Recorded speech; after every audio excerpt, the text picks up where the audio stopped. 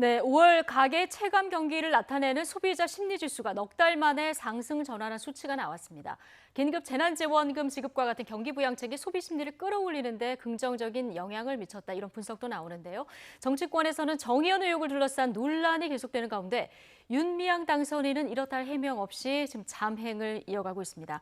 조만간 윤 당선인이 입장을 내놓을지도 관심입니다. 현근택 더불어민주당 법률위 부위원장, 그리고 이준석 미래통합당 최고위원 두 분과 오늘 이야기 나눠보겠습니다. 어서 오십시오. 안녕하세요. 어서 오십시오. 요즘 재래시장 가보면 전보다 좀 활기가 차졌다. 네네. 많은 사람들이 발길을 이렇게 오고 있구나, 이런 느낌 받을 수 있는데요.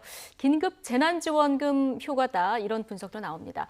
하지만 오늘 상황에서도 보셨듯이 코로나 확진자 발생이 지금 멈추고 있지 않은 상황에서 앞으로 경제방역 해법 어떻게 찾아야 할지도 걱정입니다. 관련 영상 먼저 보고 오시겠습니다.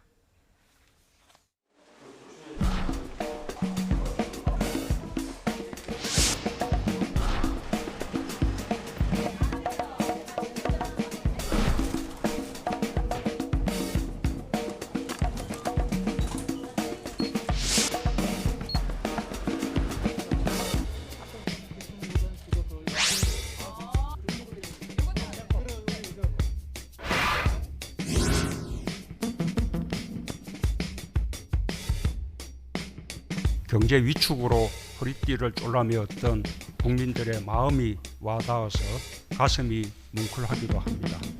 재난지원금이 힘겨운 사람들 마음을 따뜻하게 덮여주고 있는 것 같아서 보람을 느낍니다.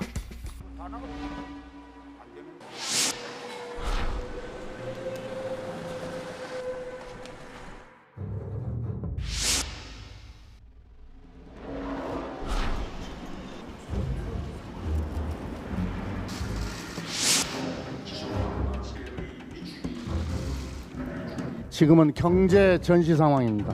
전시 재정을 편성한다는 각오로 재정을 총동원해서 뉴딜답게 추진해야 합니다. 우리나라는 다행스럽게 주요 선진국에 비해서도 재정 여력이 충분한 편입니다.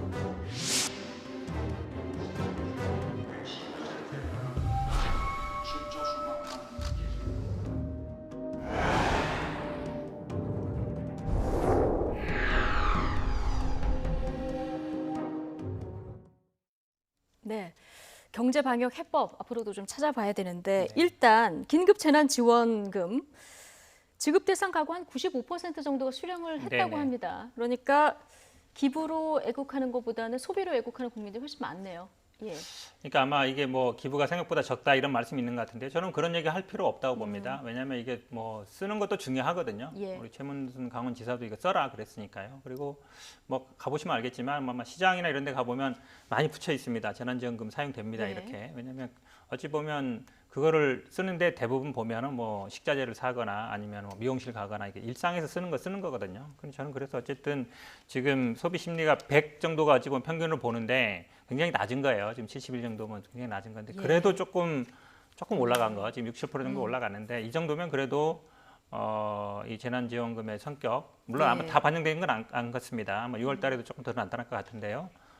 지금 그래프를 보는 것처럼 한 6.8% 정도 인상이 됐는데 사실은 100 정도가 이제 평균으로 보는 거거든요. 그러면 절대적으로는 그렇죠. 굉장히 낮은 수치인 건 그러니까 맞는 이게 거죠. 경제 여쭤보면 총액으로 보면 한 13조 정도가 지금 풀린 금액인데 요 정도 회복시키는데 물론 다 들어갔을 거라고 보지는 않아요. 6월 달에 좀 됐을 거라 보는데 어쨌든 목표는 우리가 100 정도를 유지해야 되는 거라 친다 그러면 뭐 아직은 좀 갈 길이 멀다라고 보는 게 맞는 것 같습니다. 예. 이준석 최고위원은 뭐 재난지원금 받으셨습니까? 예, 받았습니다. 어디다 쓰셨습니까? 동네에서 미용실도 가고, 동네 마트도 미용실. 가고, 예. 동네 카센터도 가고 뭐 이랬습니다. 그러시군요. 이렇게 소비를 하니까 확실히 마트를 가도 그렇고 시장을 가도 그렇고 사람이 늘어났다. 이건 이제 누가 봐도 체감이 되는 이런 부분인데 문제는 지금 조금 전에 그래픽 다시 보여주시면 일단 4월 대비 오른 거 맞습니다. 반짝은 맞는데 이게 소비 심리가 100 이상이면 좀 낙관적이다. 100 미만이면 비관적이다. 보통 이렇게 보는데 절대적인 수치에서는 아까도 얘기가 나왔지만은 좀 장기 평균이 훨씬 밑도는 수치라서 이 부분, 이 가성비는 앞으로 좀 따져봐야 될 것 같아요. 이렇게 결국 고용자와 근로자 그리고 지금 뭐 구직자 이런 뭐 층에 따라서 굉장히 다르게 반응이 나오고 있는 것인데 지금 뭐 고용 상태에 있는 분들 같은 경우에는 소득이 뭐 아주 탄력성이 높지 않고 아주 크게 변하진 않아요. 그런데 지금 예를 들어 소비 심리는 위축이 되어 있는 상황이었고 다만 실직한 분들 입장에서는 앞으로 취업의 장벽이 높아 보이는 것이고 예. 지금 사람들을 고용하고 있는 사람들 입장에서는 지금 이제 경제 전망을 이게 9월 달, 10월 달쯤 되면 풀릴 것이다라고 일반적으로 생각하고 지금 회사나 아니면 이런 것들 운영 계획을 짜고 있는데 그게 예상에서 벗어났을 경우에는 지금과 같은 차원이 다른 문제가 생기게 됩니다. 예를 들어 대량 실직이라든지 이런 문제가 발생하게 되는 것이거든요. 그래서 지금 전혀 안심할 단계가 아니고 지금 이미 저희가 그 재난지원금을 지급하기 전부터 예상했던 것이 이게 애초에 액수도 사실상 지금 뭐 가구당 100만 원 이하로 4인 가족 예. 기준으로 정해지고 이렇게 한 것도 이게 지금 우리의 여력이에요. 이거를 뭐 이재명 지사도 언급했지만 2번, 3번 더 준다? 아니면 이걸 아예 영속적인 기본소득 제도로 만들어 놓는다? 이렇게 하는 거는 사실 경제 한계에 부딪힌 상황이기 때문에 다들 지금 걱정하는 것은 지금의 1파 이후에 2파, 3파가 오면은 예. 재정적으로 대응할 여력이 있느냐. 여기에 대해서 상당히 지금 조심스러운 의견이 많습니다. 그러니까 문제는 이제 뭐 재정 상황인데요. 지금 얘기를 하셨지만 어제 대통령 뭐 소고기 사 먹었다 뭐 이런 얘기에 가슴 뭉클했다 얘기도 하셨는데 앞으로 국민들 기대는 이제 한번 받아봤기 때문에 올라간 상황입니다. 지금 얘기하셨듯이 뭐 2번, 3번 아니면 뭐 정례화 이렇게 해서 조금씩 지원하는 폭을 늘려야 된다는 얘기도 나오고 있는데요. 어떻게 보십니까? 결국은 아마 이게 지금 말씀하신 것처럼 이게 코로나로 인한 경기 침체가 금방 끝날 것 같지는 않다라는 게 대부분 동의하시는 것 같아요. 그리고 그다음에 경제 성장률이 뭐 최악의 경우는 마이너스 될 수 있고 예. 우리나라는 그나마 다른 나라보다 좀 나은 편이지만 그래도 어쨌든 1% 성장은 어렵지 않겠냐는 게 대체적인 네. 그 예상인 것 같습니다. 그렇다 본다 그러면 당장에 제가 보기 경기가 나아질 것 같지는 않아요. 아까 그래프에 보이는 것처럼 1월부터 2월에 확 떨어졌거든요. 그러니까 예. 이거는 어쨌든 코로나 영향이라는 건 누구나 알 수 있잖아요. 근데 이 사태가 금방 끝나지 않는다 그러면 저는 아마 뭐 재정 건전성 문제도 중요하지만 지금은 굉장히 급한 불을 끄는 게 더 중요하다. 네. 왜냐하면 지금 이게 물론 수치를 뭐 이게 심리적인 거기 때문에 이게 경제 성장과 직접 관계되지는 않아요. 그러니까 심리라는 건 사람들의 어떤 의식이니까요. 예. 그래도 따라가거든요. 어느 정도는 맞춰야 된다. 지금 1, 2월에 확 떨어지는 게 어찌 보면 이 코로나가 확 증가하면서 떨어진 거기 때문에 어쨌든 경제는 심리란 말을 하지 않습니까? 그래서 소비 심리라든지 아니면 본인들이 뭐 이런 것들을 조금 그래도 한 8, 90 정도는 올려 놔야 그다음에 저는 이게 경제가 어느 정도 돌아간다 보거든요. 그러면 예. 지금은 재정 건전성도 중요하지만 어쨌든 좀 재정에서 좀 적극적인 국가 역할이 좀 필요할 때다라고 네. 보고 싶습니다. 지금 각 기관에서 경제 성장률을 마이너스 1%로 예측하는 것들도 나오고 뭐 KDI는 최대 1%까지 나올 수 있다 이렇게 얘기하지만은 우리가 이제 보통 경제학에서 1% 정도 성장률이 떨어졌을 때 일자리가 30에서 50만 사이로 감소한다라는 이야기가 있거든요. 지금 그런데 원래 우리나라가 가져가던 2%의 성장률에서 만약 마이너스 1%까지 내려가게 된다면은 예상되는 일자리 수 감소가 100만에 달하기 때문에 저는 이 문제에 굉장히 적극적으로 대처해야 된다. 예. 소비 심리보다 더 큰 문제가 실업 문제고 일자리 문제입니다. 예, 일자리 지키기는 사실 현 정부에서 굉장히 중요한 정책으로 가져가는 부분인데. 그렇죠. 그렇기 예. 때문에 예를 들어 이번에 투입했던 비용이라는 것이 10조 원대가 넘는 비용인데 예. 이것이 앞으로도 소비 심리를 살리는 것에 재투자가 되고 계속되어야 되느냐 아니면 오히려 일자리를 지키는 쪽으로 가야 되느냐 둘이 또 떼어놓을 수 없는 관계이기도 하지만 우선순위는 둘 수 있는 거거든요. 네. 그렇기 때문에 그런 부분 앞으로 좀 정책 판단할 때 고민이 많을 것 같습니다. 잘 지적하셨는데요. 아마 이번 3차 추경은 제가 보기 일자리 지키는 부분으로 많이 갈 것 같아요. 왜냐하면 지금은 성장 국면이 아니기 때문에 일자리를 늘리는 건 어렵고 어쨌든 현재 상태에서 지키는 그러려면 결국은 기업들이 예. 어느 정도 이 지원이 돼야 되는데 그런 쪽으로 아마 방향이 잡힐 걸로 알고 있습니다. 예. 내일 청와대 원내대표 오찬 있잖아요. 그럼 3차 추경에 대한 속도를 대통령이 주문했는데 여기에 대한 네. 당부도 내일 당연히 나올 걸로 나오겠죠? 보고 있습니다. 예. 지금 걱정하시는 것처럼 사실은 우리 뭐 재정 건전성 얘기할 때 이제 국가 채무 비율을 많이 얘기하잖아요. 예. 그게 결국은 GDP 대 부채 비율이거든요. GDP라는 건 결국은 경제 성장에 따라 달라져요. 우리가 한 1,600 정도 되는데요. 부채는 한 700조 정도 되고 그러면 사실은 이 경제 성장이 떨어진다는 얘기는 GDP도 떨어진다는 얘기예요. 예. 총액이. 그러면 사실은 그 부채 비율은 늘어납니다. 그러니까 어찌 보면 GDP를 현재 상태로 지키는 것도 재정 건전성이 굉장히 중요한데 어찌 보면 뭐 이 도돌이표 아니라 생각할 수 있지만 예. 재정을 좀 국가 재정을 좀 어찌 보면 적극적인 걸 투자함으로써 현재 어쨌든 경제 성장률이 떨어지는 거를 최하로 지키는 거 이것도 어찌 보면 재정 건전성의 역할을 한다 이런 취지가 있거든요. 저는 네. 아마 그래서 3차 추경에 대한 협조 부분이 저는 아마 가장 큰 부분이 될 것 같습니다. 예. 지금 당정청 중심으로는 불 끌 땐 빨리 꺼야 된다. 재정 확대 목소리가 지금 한 목소리로 나오고 있는 상황이고요. 아까 김태년 원내대표 얘기 들어보셨지만 뉴딜은 뉴딜답게 해야 된다. 그리고 재정 여력이 충분하다. 이렇게 얘기를 했거든요. 어떻게 들으셨습니까? 문재인 정부가 들어선 이후로 계속적으로 이제 확장적 재정을 언급하는데 사실 처음에는 그러니까 소위 말하는 MB식 안 하겠다 그랬죠. 그러니까 건설 사업이나 이런 거 최소화하고 무슨 사람이 먼저다 사람을 살리겠다 이런 얘기를 했었는데 지금 와가지고는 역시 그래도 경기 부양 효과가 높은 것들은 뭐 건설 사업이다 이런 취지로 조금씩 정책 전환이 있는 것 같은데 저는 그게 아마 가장 뼈아픈 부분일 겁니다. 정부 초기에 보면 55조 원 일자리 편성했다 그랬는데 일자리 줄고 뭐 이런 일들이 있지 않았습니까? 그리고 늘어났다는 일자리 대부분들이 뭐 공공 일자리라든지 그러니까 지속 가능성이라든지 아니면은 효율성이 떨어진 일자리들이었다는 걸 생각해 보면은 지금 시점에서 이제 사실 건설 경기를 살리고 뉴딜이라는 것이 사실 하나 산업 잡아가지고 확 키우겠다는 것인데 산업 이름이 잘 안 나와요 지금 보면은.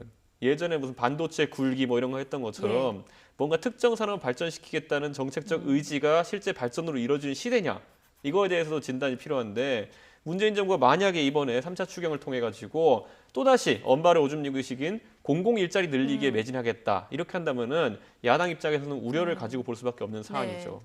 하나만 더 짚어보죠. 재정을 만약에 확보해야 한다면 방법이 문제인데요. 이게 증세 없이 가능한가? 일단 국민들이 한번 경험을 했기 때문에 이게 재정을 확대되는 부분에는 좀 공감대가 형성이 돼가고 있는 건데 이게 증세 부분을 이제 꺼내야 될 시점이 된 것 같아요. 이재명 경기지사는 증세안이 국채 발행으로 해야 된다 이런 얘기를 네네. 했는데요. 이 재원 마련 어떻게 가는 게 맞다고 보십니까? 굉장히 어려운 문제입니다. 예. 저는 근데 솔직히 말씀드리면 저도 뭐 어쨌든 약간 뭐 원에 있으니까 자유롭게 말씀드릴 수 있는데 저는 뭐 증세 없는 복지는 허구다는 말은 맞다고 봐요. 예. 왜냐하면 사실은 뭐 서구의 많은 정당들은 복지를 늘릴 거면 증세를 해라. 그리고 복지를 줄일 거면은 감세를 해라. 이 예. 얘기 나오거든요. 근데 지금 우리 정치에서 누구도 증세란 말은 잘 못 꺼내죠. 왜냐하면 지금처럼 경제 어려운 상황에서. 근데 이거는 저는 그 두 가지는 구분하고 싶어요. 그러니까 지금 당장에 제가 보기에 증세를 해서 이것들을 하기는 어려워요. 왜냐하면 경제가 어렵기 때문에. 예. 세금을 낸다는 게 결국은 뭐 소득이 있어야 되는 건데 법인이든 개인이든 지금은 그런 상황이 아닌데 그래서 단기적으로는 어쨌든 국채 발행할 수밖에 없는 상황인 것 같고요. 장기적으로는 저는 아마 지금 이 뭐 기본소득이라든지 말씀하시는 분들도 대부분 보면 뭐 세금을 어떻게든 걷어야 된다. 재원이 있어야 되는데 그분의 많은 부분들이 부동산을 많이 집중하세요. 예. 우리나라 부동산이라든지 아니면 이런 데서 결국은 보유하는 세금을 좀 늘릴 수밖에 없는 거 아니냐. 저는 뭐 장기적으로는 그 방향으로 갈 수밖에 없다고 봅니다. 아, 지금은 너무 어렵기 때문에 그렇죠. 증세가 적절치 않지만 장기적으로는 검토해야 될 부분. 증세 없이 재정 확대를 하는 부분 어디까지 버틸 수 있을까요? 아까 현근택 예. 부위원장이 그 인용한 아주 훌륭한 경제학자와 정치가의 발언인 증세 없는 복지는 허구이다라는 발언. 사실 그게 뭐 정설이죠. 그런 상황 속에서 여당이 지금 확장적 재정이라는 단어 모호하게 표현했는데요. 그냥 국가 돈 쓰겠다는 겁니다. 예. 국민들이 알아듣기 표현하게 하면은 곳간에 있는 돈을 쓰겠다는 것인데 그러려면 그 곳간이 과연 존재하는지 또는 그걸 채울 수 있는지에 대한 현실성을 국민들한테 말씀드려야 되는데 그거 쏙 빼놓고 이제 이야기하면은 그거야말로 국민들한테 믿지 못할 이제 확장적 재정 정책을 얘기하는 것이고 아니 한 집안에 가장이 와가지고 갑자기 평소에 안 하던 갑자기 행동을 하면서 야 니네 먹고 싶은 건 다 먹어 니네 사고 싶은 건 다 사 이러면은 그걸 마냥 좋다고 봐야 될 것인지 진짜 가장이 좀 이상해졌나 이렇게 생각해야 될 것인지 봐야 되는데 가족 입장에서 걱정스럽죠. 갑자기 안 사주던 장난감 사주고 갑자기 소고기 먹으러 나가자 그러고 이러면은 뭐 걱정할까요? 걱정하죠. 그러니까 네. 뭐냐면 아니 우리 가장 버리는 비슷비슷한데 갑자기 왜 저러지? 뭐 이런 걱정을 하게 되는 거거든요. 그런데 저는 지금 국민들이 아마 정부에 기대하는 것은 모르겠습니다. 예산의 우선순위를 조정한다든지 뭐 이런 것들 정도는 납득할 수 있을 겁니다. 예를 들어 저희 동네에서는 매 가을마다 뭐 탈축제를 하는데 탈축제를 없애겠다. 그리고 그거를 경기 활성화에 쓰겠다. 이러면은 뭐 그거야 당연히 합리적이다 이렇게 생각하겠지만은 없는 돈을 끌어다 쓴다? 아니면 미래 세대에 대한 부담을 지우고 그 돈을 끌어다 쓴다? 이런 것 같은 경우에는 현실적인 대안으로 받아들이지 않을 겁니다. 조금 하나 추가하면요. 네. 아마 지난번에 김종인 비대위원장이 이 얘기를 꺼낼지도 모르겠어요. 아마 기본소득 얘기를 꺼낸다 그러면. 근데 지난번에는 그 선거 과정이 어떻게 했냐면 예산 500조 중에 100조를 돌려서 하겠다 이랬는데 그거는 사실 어찌 보면 제가 보기에 현실성이 없고 차라리 김종인 비대위원장이 만약에 기본소득 얘기를 꺼낸다 그러면 재원을 어떻게 마련해야 된다. 이 얘기를 반드시 제가 보기에 같이 해주길 바랄게요. 예. 어쨌든 뭐 경제가 좀 좋아지려고 하면은 이 코로나 바이러스부터 잡혀야 되는데 오늘 뭐 어제 확진자 40명 나온 데다가 지금 부천 물류센터에서 계속 나오고 있어서 좀 걱정인 상황입니다. 자, 이런 상황에서 경제 해법 어떻게 찾아야 되는지 좀 지혜를 모아야 될 때고요. 자, 주제를 좀 바꿔 보겠습니다. 계속해서 논란이 끊이지 않고 있는 더불어민주당 윤미향 당선인 이야기 좀 나눠볼 텐데요. 현근택 위원장님. 오늘 당선인 워크숍 있었는데 여기도 좀 참석 안 한 걸로 보도되고 있어요. 예. 지금 당내에서 윤미향 당선인하고 연락하시는 분은 없나요? 아마 제가 들어보니까요. 아마 예. 뭐 그 여성운동 같이 했던 의원님들하고는 연락이 되는 것 같은데 그것도 좀 확실치 않아요 보니까. 그리고 이분이 또 원래 비례대표를 하면 당직자들이 한 분씩 가거든요 보좌관으로. 네. 근데 그분도 관뒀다 그러고 아마 의원실도 지금 뭐 이렇게 원래 지금 한참 바쁠 때거든요. 네. 꾸미고 일해야 되는데 안 그렇다고 보는 거 보면 당하고 지금 소통은 잘 안 되는 소통이 잘 안 되는 것 같다. 제가 보기도 그런 것 같습니다. 그러냐면 이게 본인이 해명해야 될 부분이 있거든요. 분명히 예. 정 의원이 해명해야 될 부분은 이제 정 의원에서 쓴 거라든지 거기 장부가 있으니까 할 수 있는데 예를 들어서 개인 계좌로 받은 거라든지 본인이 집을 산 거라든지 이거는 사실은 다른 사람은 할 수가 없는 부분이에요. 본인이 아니면 알 수가 없거든요. 예. 그러니까 해명을 해야 되는데 본인이 할 수 있는 건 본인이 하고 정 의원에서 할 건 정 의원에서 하고 이러면 되는데 정 의원은 그래도 홈페이지 통해서 뭐 보도자료도 뿌리고 해명 자료도 하고 있거든요. 예. 근데 보도는 잘 안 되고 있습니다만 본인이 해야 될 건 안 하고 있는 거라서 저도 좀 답답하게 지켜보고 있습니다. 예, 여당 분위기도 좀 달라지고 있습니다만은 1차 회견 이후 2차 회견 보다 2차 회견 이후에 파장이 조금 더 큰 것 같아요. 저는 만약에 민주당이 진짜 이 윤미향 당선인과 어떤 단위에서도 소통이 안 되는 상태라면은 이렇게 초강력 옹호 모드를 할 수 있느냐. 그래서 저는 다소 좀 의아한 부분이 있습니다. 이해찬 대표의 최근 발언이나 이런 것들을 보면은 예. 저는 이거는 강한 보증이거든요. 진짜 국민들 상대로는 그 윤미향이라는 개인의 신용도라는 것이 지금 굉장히 낮은 상태인데 여기에 대해서 민주당이라는 집권 여당으로서의 보증을 지금 세우고 있는 거거든요. 근데 지금 저는 이해가 그래서 안 이게 되는 연락 없이는 불가능할 것이다 이렇게. 연락 또는 어딘가 반전의 뭐 계기를 예. 마련할 계획이라든지 아니면 뭐 그 여러 가지 있습니다. 소위 정치권에서 호사가들이 얘기하는 물타기 대책이라든지 뭐 이런 것들이 있지 않는 한 정치를 아주 오랫동안 하신 이해찬 대표께서 이렇게 총각령 옹호 보도로 나설 수 있느냐. 저는 약간 의구심이 들고요. 그러다 보니까 많은 사람들이 이야기하는 것이 이 윤미향 당선인이 그 개인이 아니라 사실상 지금까지 시민사회 진영이라고 일컬어지고 이 시민단체들과 얽혀진 민주당 내에 여러 가지 다른 문제들과 실타래처럼 얽혀 있는 거 아니냐. 예.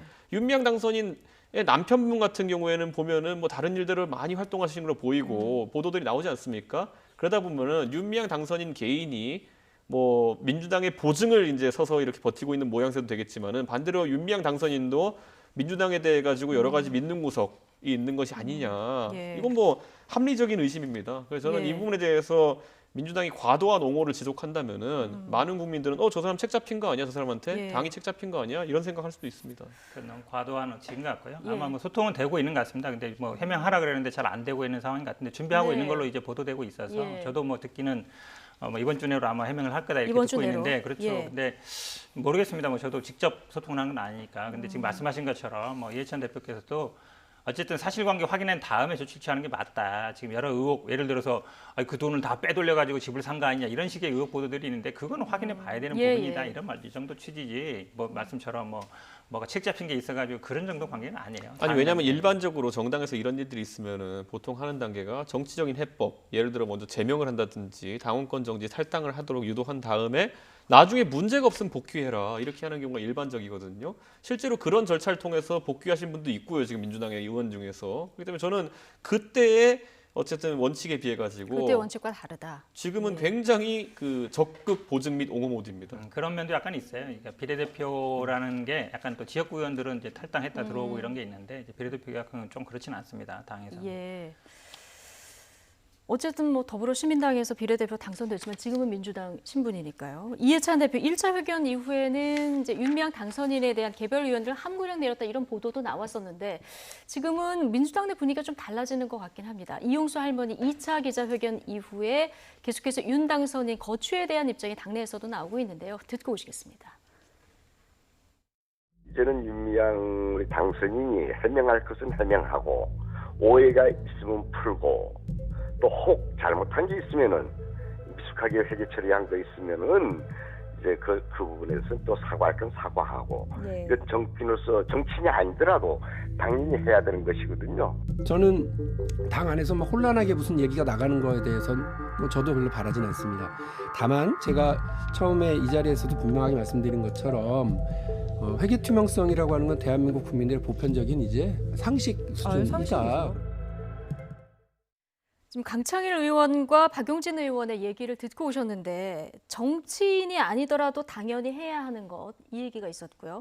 대한민국 국민의 보편적인 상식 수준 이 얘기가 있었습니다. 지금 그러니까 전체적으로 상식선에서 판단해야 된다 이런 목소리가 네. 민주당 의원들 사이에서도 많이 나오는 것 같은데 이런 분위기가 대다수입니까? 아니면 일부입니까? 저도 이 두 가지 의견 동의합니다. 예. 본인이 해명하는 게 맞고요. 그다음 회계라는 거는 뭐 진보 보수냐 여당 야당 문제는 아니에요. 국민들이 보기에 어쨌든 뭐 돈 문제는 뭐 진영을 따질 문제는 아니잖아요. 예. 그러니까 저는 뭐 회계 투명성은 일반 상식 수준에 맞춰야 된다라는 게 맞다고 보고 일단 더 중요한 거는 투명성입니다. 공개해야 예. 되는 것이고 저는 그 원칙 맞다고 보고요. 일단 본인 해명이 우선이다. 그리고 책임질 일 있으면 당연히 책임져야 되죠. 저는 뭐 그래서 이 두 분의 말씀은 뭐 전부 저는 동의할 거라고 보고 예. 있습니다.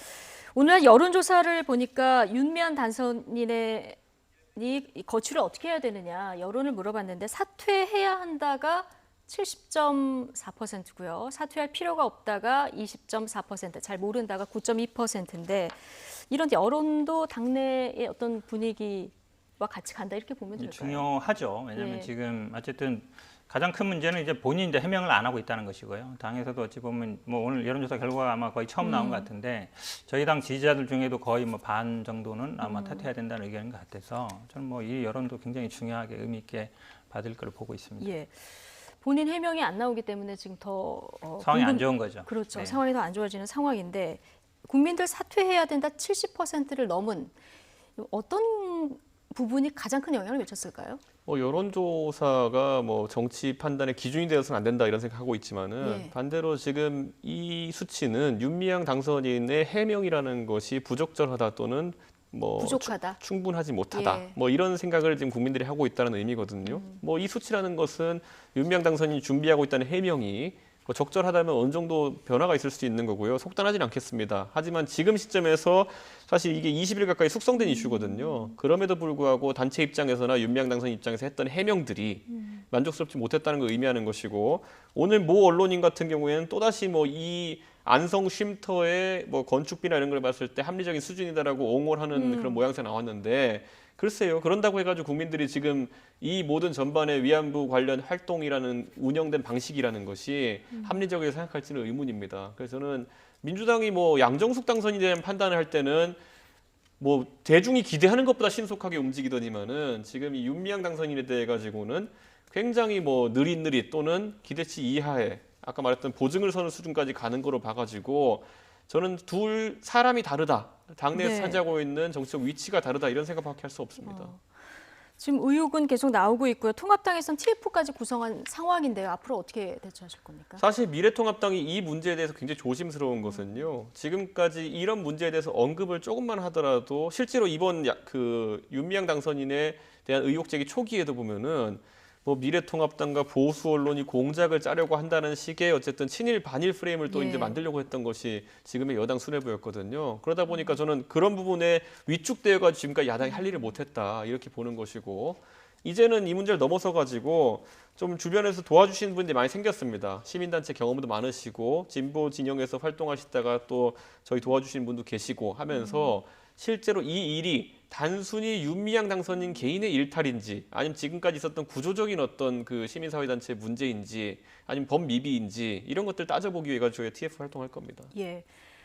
지금 뭐 관련해서 검찰 수사도 속도를 내고 있습니다. 지금 뭐 회계 담당자도 소환했고 국세청 자료도 확보했다 이렇게 전해지고 있는데 윤미향 당선인을 어떻게든 검찰이 소환을 하긴 할 텐데 그렇죠. 이 시점이 언제 될 것인가 이 부분은 어떻게 전망하십니까? 그러니까 지금 많은 언론에서 이제 임기가 시작되면 예. 30일부터 시작되면 이제 뭐 소환 못하는 거 아니냐라고 얘기하는데 그건 아닙니다. 왜냐하면 불체포 특권이지 불소환 특권은 아니거든요. 이게 회기가 왜냐하면 시작돼야 아니 제가 불체포 보기에는 특권이 수사 있더라도? 아까 지금 보도처럼 예. 이게 기본적으로는 실무자들 먼저 부르고 그다음에 기부한 사람 부르고 그다음에 계좌 추적하고 다 이제 조사를 한 다음에 마지막 부를 거기 때문에 예, 이번 시간상. 주에 그렇죠. 예. 당장은 쉽지는 않은 것 같은데요. 그렇다고 해서 뭐 임기가 시작됐다고 해서 소환을 못 하거나 그렇지는 않을 걸로 보고 있습니다. 예.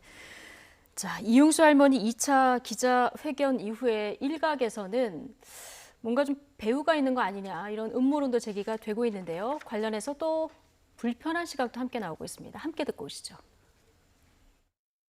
기자회견문 이거 읽어보신 분들이 별로 없겠지만 읽어보면 할머니가 쓰신 게 아닌 건 명백해 보입니다. 문장을 보면 여러 문장들이 도저히 그 연세 어르신들이 쓰는 용어가 아니라는 게 금방금방 드러나는데 그래서 맛있는 걸 먹자고 했다. 그런데 안 됩니다라고 했다. 거기서 모금된 돈으로 누구 개인에게 누가 밥을 먹자 그러면 지출할 수가 없는 거고. 너무나 할머니가 마치도 무슨 돈 욕심이 난 노인네처럼 어떨 때는 뭐 치매 노인 환자처럼 너무 참을 수 없을 만큼 할머니에 대한 모욕과 비방이 이렇게 나오는 걸 보고 이건 아니다. 네, 방송인 김어준 씨가 이거는 이제 할머니가 쓰신 문장이 아니다 이런 얘기를 했는데 당내에선 이 발언은 어떻게 보고 계십니까? 뭐 저는 개인적으로는요, 사실은 뭐 보도 자료를 본인이 직접 쓰는 분은 많지 않을 거예요. 예. 대부분 뭐 더군다나 연세도 그렇죠. 이렇게 회사에 나오시고요. 계신 예. 분이든 당 대표든 뭐 어떤 분들인 간에 본인이 뭐 쓰는 분도 있습니다만 대부분은 쓰면 이제 확인 절차를 거치는 거죠. 그러니까 지금 얘기도 나오는 거 보면 아마 뭐 두 가지 뭐 시민단체에서 쓴 것도 있었는데 읽어보시고 선택했다는 거니까 그 정도면 이제 본인이 썼느냐 안 썼느냐는 중요하지 않은 것 같고요. 예. 저도 이게 그러니까 팩트 체크도 필요한 부분이 있어요. 왜냐하면 뭐 정연이도 해명했습니다만 처음에 93년인가요? 그 증언 들어가지고 책도 내고 이렇게 했다는 게 얘기 있어서 근데 되게 조심스럽게 했다는데, 그러니까 뭐 일일이 다 뭐 예를 들어서 정대협이냐 아니면 뭐 성노예 표현이냐 이런 부분들도 논쟁의 여지가 있지만 사실은 그게 지금 핵심적인 건 아니다. 예. 저는 그래서 이렇게 누가 썼느냐는 굳이 제가 보기에 뭐 시비 걸 필요는 없다고 봅니다. 이 기자회견을 누가 썼느냐 뭐 이거 일단 가지고 동의를 하면 얘기할 되는 필요는 것이죠. 없고. 본인이 그 내용을 보고서 아 이게 나의 이름으로 나가도 된다라고 하면 되거든요. 왜냐하면 네. 대부분의 우리가 뭐 보도자료라든지 어떤 단체에서 성명을 낼 때도 그렇고 어쨌든 우리가 활동을 할 때도 그렇고 쓰는 거를 본인이 쓰는 사람도 있지만 그렇지 않은 경우도 많이 있거든요. 예, 이용수 할머니가 어제 한 방송에서 이거는 나의 수양딸이 썼다 이런 얘기를 하셨고 어제 또 하나 최민희 전 의원이 이 모금된 돈의 사용처와 관련한 발언을 했는데 이 발언 관련해서도 하루 종일 좀 공방이 이어졌어요.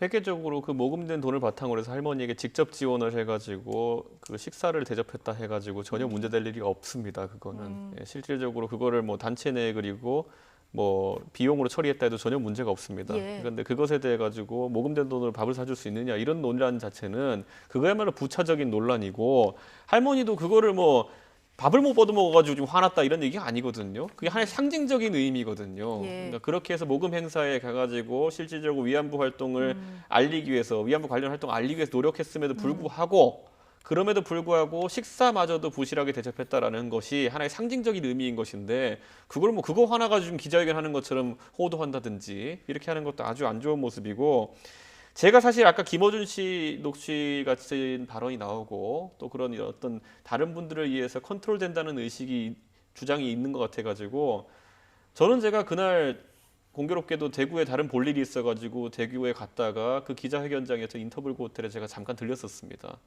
그 안에서 제가 이제 뭐 카메라에 잡힌 모습이나 이런 것보다 실질적으로 할머니가 어떻게 활동하시는지 제가 봤는데 굉장히 주체적으로 활동하시고 실제로 어느 누구에게 지령이나 조언이나 이런 그걸 받는 관계가 아니다, 예. 위치가 아니라는 것을 제가 목도했습니다. 그렇기 때문에 이런 주장을 하시는 분들은 어떤 뭐 글 보고 누구의 뭐 느낌이 난다든지 이런 얘기 하시기 전에 실제 할머니가 어떤 마음을 활동하는지를 한번 짚어봤으면 좋겠습니다. 최민희 의원님 말씀드리면요. 저도 어제 그 방송한 거 쭉 전문을 봤는데, 그러니까 아마 제일 크게 지적했던 건 이거 같아요. 윤미향 그 당선인이 왜 국회의원 하면 안 되냐, 왜 시민노동 하던 사람이 국회의원 하면 안 되냐, 이 부분이 네. 컸던 것 같고 이 얘기는 어찌 보면 지나가던 한 얘기라서 예. 핵심적인 얘기는 아니었던 것 같아요. 국회에 들어가서 할머니도 그렇죠. 연세만 좀 왜냐하면 어제 젊으시다면 그 기자회견 들은 활동했으면 분들이 좋겠다. 보면 예. 그렇죠. 왜 그거에 대한 어떤 배신감, 배신했다는 표현을 썼잖아요. 그러니까 왜 국회의원을 했느냐. 근데 그 부분에 대해서 저는 그거에 대해서 납득 안 간다라는 취지로 저는 주로 봤습니다. 최민희 의원의 말씀을. 예. 어쨌든 이거 우리 빨리 털고 그리고 해결할 건 해결하고 수습을 해야 되는데 이런 와중에 어제 극우 보수단체가 토론회를 열었는데요. 반일 종족주의 저자 이영훈 씨, 그다음에 류석춘 교수, 피해자들 지금까지 매춘부다 이런 망언을 해서 논란이 된 분들인데 어제도 이런 망언 또 이어갔어요. 이거 어떻게 보십니까?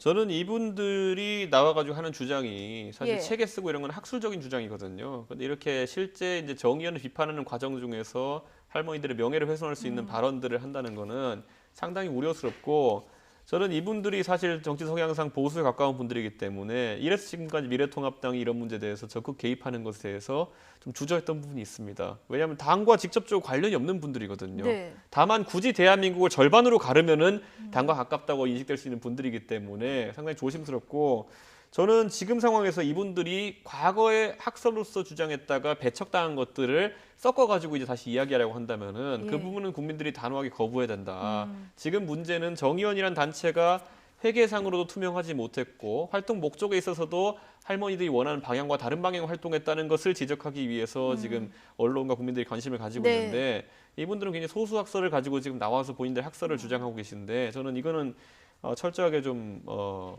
구분되어야 된다 이렇게 봅니다. 유석춘 교수는 현직 연세대학교 교수입니다. 그렇죠. 지난번에도 아마 예. 뭐 강의 이거 문제 때문에 강의에서 뭐 배제되는 징계되는 이런 적이 있었는데요. 사실은 이 뿌리는 어찌 보면 식민지 근대화라고 볼 수 있어요. 그러니까 일본이 주장하는 식민지 시대에 어쨌든 경제 발전도 했고 합법적으로 한 거다. 이걸로 나가는 거거든요. 그러니까 예. 이분들이 계속 얘기해온 게 그겁니다. 어찌 보면 박근혜 정부에서 하려고 했던 그 교과서, 역사 교과서 문제까지 연결되는 겁니다. 이거는 일본의 보수뿐만 아니라 일본 대부분의 정치인, 일본 대부분의 언론들이 갖고 있는 근저에 갖고 있는 인식이에요. 우리에 대한 바탕인데 그걸 끊임없이 어찌 보면 우리 해온 분들이라 저는 그래서라도 이 논란을 빨리 정리할 필요가 있다고 보고 있습니다. 이걸 또 일본이 악용할까? 이 그렇죠. 부분이- 이미 뭐 예. 언론인들도 나오고 있고 그다음에 정치인들도 그다음에 이 위안부 활동뿐만 아니라 그동안 우리가 요구했던 강제징용 문제라든지 식민지 지배에 대한 사과라든지 이런 예. 것까지 다 문제 삼고 있거든요. 그렇게 본다 그러면 빨리 일단 이 논란을 정리할 필요가 있다고 보고 있습니다. 예. 이렇게 논란은 확대되고 있는데 어제 나눔의 집 피해 할머니 한 분이 또 별세를 하셨습니다. 이제 17분밖에 남지 않으셨는데 이용수 할머니 집회 방식 바꿔야 한다 이런 주장을 했었거든요. 앞으로 위안부 운동, 물론 지금까지 30년 이분들이 뭐 세계 이런 알리고 이런 부분들 공적을 인정하면서 앞으로 어떻게 방향을 바꿔서 해나가야 될지 어떻게 보십니까? 저는 이분들이 우선 한 걸 평가를 해야죠. 이분들의 방식이라 함은 절대 지상주의였거든요. 무조건 일본을 무릎 꿇리겠다 그런 거거든요. 근데 그게 현실적으로 가능하려면 저희가 일본을 침공해가지고 진짜 패전국을 처리하는 방식으로 해야지만이 무릎을 꿇릴 수 있는 것이고, 예.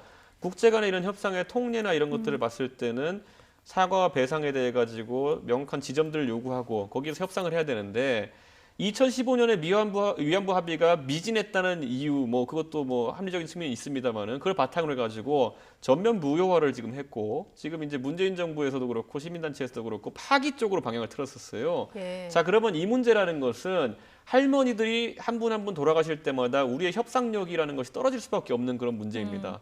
그렇다면 거기에 대해서 합리적으로 이런 타임라인을 제시하고 할머니들에게 요렇게 해서 여기까지는 이런 시도를 하고 안 되면 이런 시도를 하고 이런 것들이 제시되면 할머니들도 답답한 마음이 없을 텐데, 지금 할머니들 입장에서는 그래 불만족스러우니까 파기하라고 종용해서 파기했다. 그러면 파기한 다음에는 그럼 어떤 대책을 가지고 지금까지 오고 있느냐.